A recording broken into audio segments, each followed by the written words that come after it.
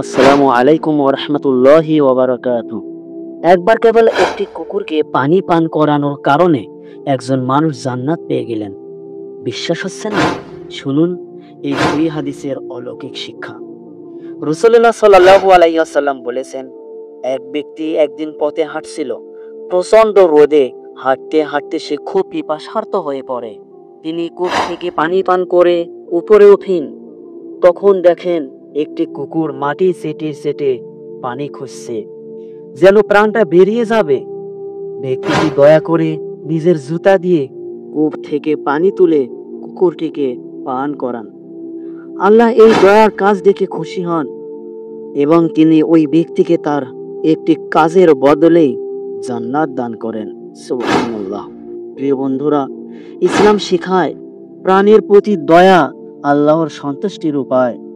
একটি ছোট ভালো কাজও হতে পারে জান্নাতের চাবি।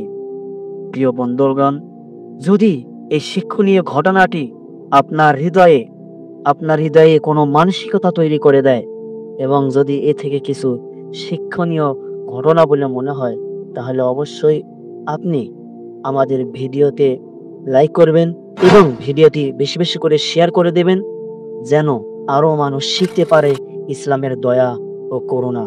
এবং শেষ কথা বলে নিচ্ছি, আপনি যদি এই চ্যানেলে নতুন হয়ে থাকেন তাহলে অবশ্যই আমাদের চ্যানেলটি সাবস্ক্রাইব করে পাশে থাকবেন। ধন্যবাদ।